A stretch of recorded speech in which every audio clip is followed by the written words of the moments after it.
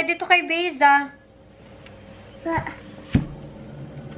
Gluten-free. Can we eat? Yes, wait a minute.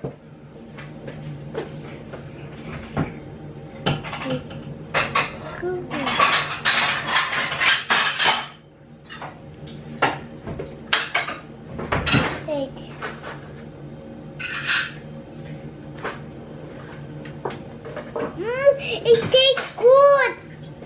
Ang galing mo talaga, Yaren.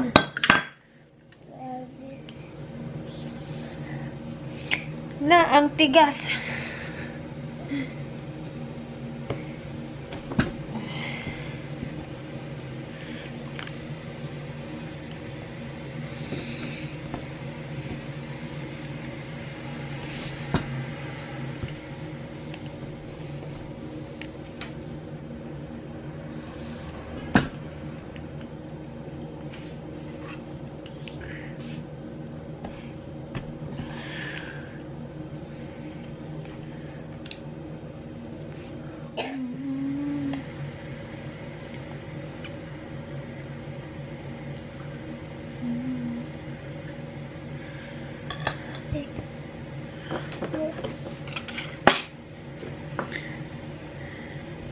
Sabi ni Yaren, taste good daw, ma. Taste good? Tikman natin. Toblerone to. Paano di mati-taste good? Then I tried this one only. Hindi. It's okay. Mama, oh. Tikman. Ate Barbie, you want? Huh? You want?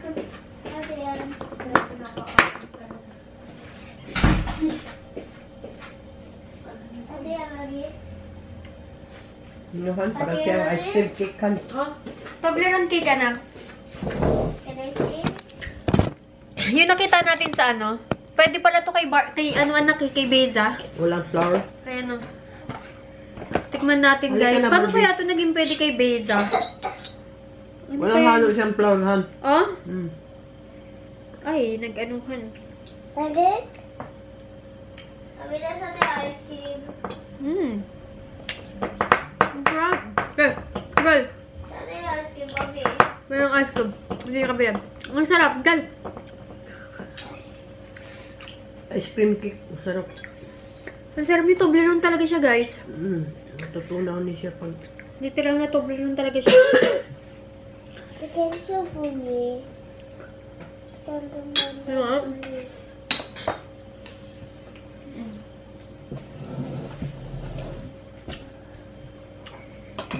God, go.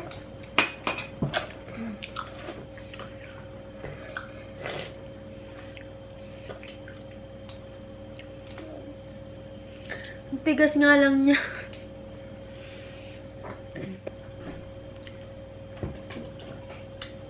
One, two, three, four, five, six. This is 60 minutes. Yes. 7, Uh-huh. 8, Uh-huh. 9, Uh-huh. 10, Uh-huh. 11, Uh-huh. 12, Uh-huh. 13, Uh-huh. 14, Uh-huh. 16, 15. 15, Uh-huh. 19, 16. 16. Okay, very good. Good Alam job. niyo lahat to, Mami, ha?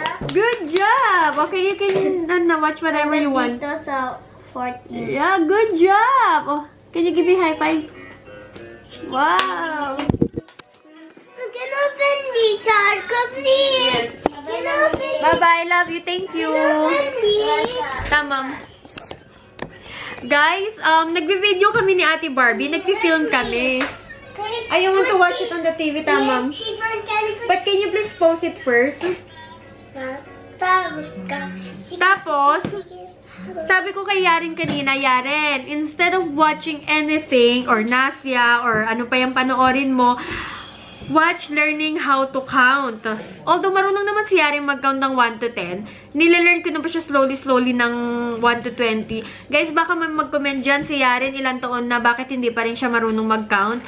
3 na po yung anak ko. Na-experience ko yan kay Kuya Nesta. Sobrang harsh ako kay Kuya Nesta noon na matuto siyang mag-count. At the age of 5 years old, marunong na siyang mag-count. Yeah, good job! Marunong na siyang mag-count ng 1 to 20, and then alphabet, marami na rin siyang alam, marunong na rin siya kahit papaanong basa-basa noon ng onte, kasi nga sobrang harsh, sobrang hindi harsh, kumbaga parang sobrang pinipress ko talaga si Kuya Nesta noon, and ayaw ko naman mangyari kay Barbie at saka kay Yari noon, kasi hindi rin naman pala maganda yung ganun, di ba?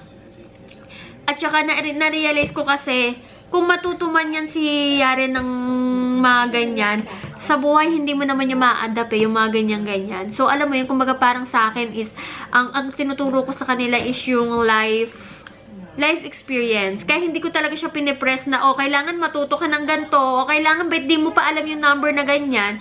So, ganun. Walang problema sa akin kung hanggang number 10 pa lang yung nalalaman niya. Walang problema sa akin yun, as long as she listen to me. So, ganun. So, anyway, so ayun na nga, sabi ko sa kanya, wag na siya munang manood muna siya ng mga learning number para mag-grade 1 na rin kasi siya, para kahit paano meron siyang idea sa mga numbers, diba? Tapos nagulat ako, guys.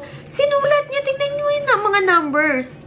Ayun na, sinulat niya from 1 to 11 hanggang 6, hanggang 17. Tapos, she know how to count all of this up to 14, tapos 15. Sa 16, naging 19 na, nagkamali na siya. But that's okay. 'Di ba? Imagine, wala pa siyang 30 minutes na nanonood ng ganyan. And yet, she learned something, 'di ba? Which is good. I'm so proud of her. Guys, pangalawang plato ko na to. Ang sarap ng lugaw ni Mama. Grabe. Ang sarap-sarap niya talaga. Nilagyan ko lang ng maraming leaves ng onion. Ang sarap niya talaga, promise. Kain-kain.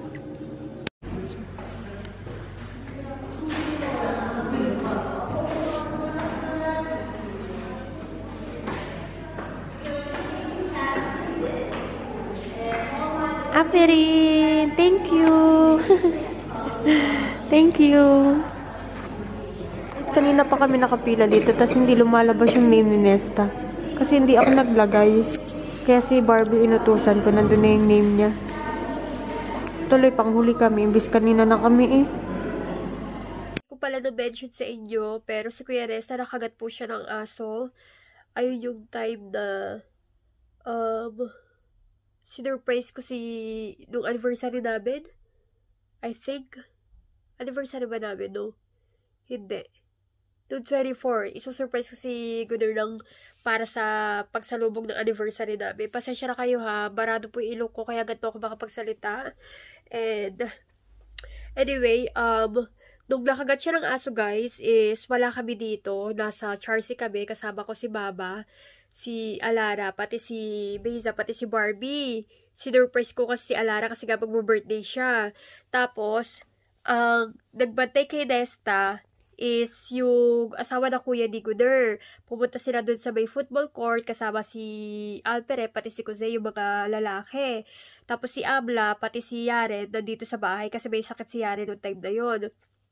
Tapos, nung nabibili kami ng damit ni Mama, may tumawag sa number ni Alara, si Gunnar nga, na pinapauwi na kami kasi nga nakagat nga daw si Nesta ng aso. Kaya sabi ko sa inyo, yung nanay ko, grabe, alam mo, yung nanay ko, nagpapanik na siya, hindi ko dapat sasabihin sa kanya. Kaya lang iniisip ko, I have to tell it to my mom para dumami yung dasal. Para makapagdasal ba si Mama, madasalan niya si Nesta, na naway maging okay si Nesta. Tapos sinabi ko kay Baba, alam niyo yung pagkasabi ko kay Baba, kasi Baba parang siyang nag-shake, nagpapanik, tapos parang siyang namumutla, pati ako din, natatakot na din ako. Nagmamadali na kami sumakay ng taxi. Tapos, nung nakarating na kami dito, nakita ko si Kuya Desta, guys. Ano siya, kumakain siya. Tapos, parang siyang lantang gulay ba yun? Nakaganon siya, oh. Habang kumakain. Tapos, sabi ko, Kuya Desta, what happened?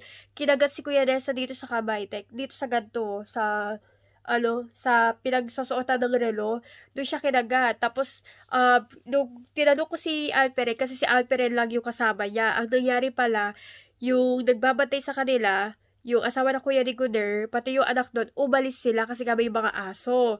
Ngayon, ang naiwan doon, si Kuya Desta, pati si Alperen. Ngayon, ang nangyari, yung nambubuli kay Desta, nagdala ng aso doon sa loob ng court. Yung nambubuli na yun, guys, lagi siya nagdadala ng aso doon. Even nung nandun din kami before, nagdala rin siya ng napakalaking aso. Ngayon, yung aso, hinahabol yung mga naglalaro. Mahilig siya magdala ng aso doon sa loob ng court. Siya nagdala ng aso na yun. Yung aso na yun, nakita niya lang sa kalye. Ngayon, ang kwento sa akin ni Alperen is, na eto guys yung nabubuli kay Desta na before pa talaga, naalala nyo yung binatukan si Desta, yung sinutok si Desta, eto yung batag yun. Ayun, nagagalit siya kay Desta kasi si Desta gusto na umuwi, ayaw pa niya pauwiin si Desta kasi nga maglalaro pa sila. Very aggressive yung bata, guys. Nag-aagawan sila sa bola, nahulog yung bola, kinuha ng aso yung bola, tapos kukunin na ni Desta yung bola doon sa aso. Kinagat na ngayon si Desta ng aso. Sabi sa akin ni Alperen, yung bata daw pinagbubura si Desta. And then, sabi, kinuwento ko kay Guder, sabi ko, my love, sabi ko, eto, gato, kinuwento ko yung nangyari sa kanya. Sakto, yung bata, guys, pumunta doon sa market ni Guder. Pagkapunta doon, as usual, tinanong ni Guder, kinopronta ni Guder, hindi talaga siya umaamin. Wala siya sinasabi, hindi niya daw inaaway si Desta, wala daw siyang ginagawa kay Desta. After doon, dumating na kagad yung kuya ni Guder. Dinala na kami sa hospital kasi hindi pwedeng makasama si Guder nga kasi nga meron nga siyang market, diba? So, hinatid na kami. Alam niyo ba guys, ang bait talaga ng sister-in-law ko, pati ng brother-in-law ko. Ano talaga sila, sobrang alala talaga sila kay Desta. Nung nandun na kami sa hospital, ang dami namin yung kuya ni Guder, yung ate niya, yung asawa ng kuya ni Guder. Sabi ng nurse, ay, kailangan po isang guardian lang yung papasok sa loob kasi marami na kayo. Sabi ng kuya ni Guder, o sige, dito na lang tayo. Alam niyo ba, si Abla hindi talaga siya nagpaiwan. Sabi niya, ay hindi po pwede, kailangan sumama ko kasi baka matakot si Desta. Kailangan na magagabay sa kanya. Apakabait talaga na sister-in-law ko, guys. Thank you, Lord. Tapos, di pumasok na kami doon sa loob. Ang ending, lahat na kami pumasok, diba? Eto na, yung kuya ni Guder nagpapatawa na. Tinatakot-takot si Desta para mawala ba yung nervous ni Desta. Alam niyo, si Abla, siya yung sumama kay Desta doon. Tinurukan si Desta ng 2 beses, dito at saka dito. Talagang alaga talaga ni Abla si Desta, kaya natutuwa talaga ako, guys. Grabe, nakakatakot, guys. Sobrang nakakatakot. But thank you, Lord. Kuya Desta is fine. So, wala naman dapat pag-alalahanin kasi naagapan naman po siya. So, bali doon sa aso na yun, naireklamo na siya ni Ani sa City Hall, and then yung aso na yun, ang dami na rin pala talagang nagreklamo doon kasi prior na makagat si Kuya Desta, may nakagat pa siyang 2. So, same aso. Paano namin nalaman? Kasi nung sinabi ni Desta at saka ni Alperen kung anong itsura ng aso, ganun din yung sinabi ng ibang tao na nakagagat sa kanila. So, but yeah, he's fine. He's fine. Thank you, Lord.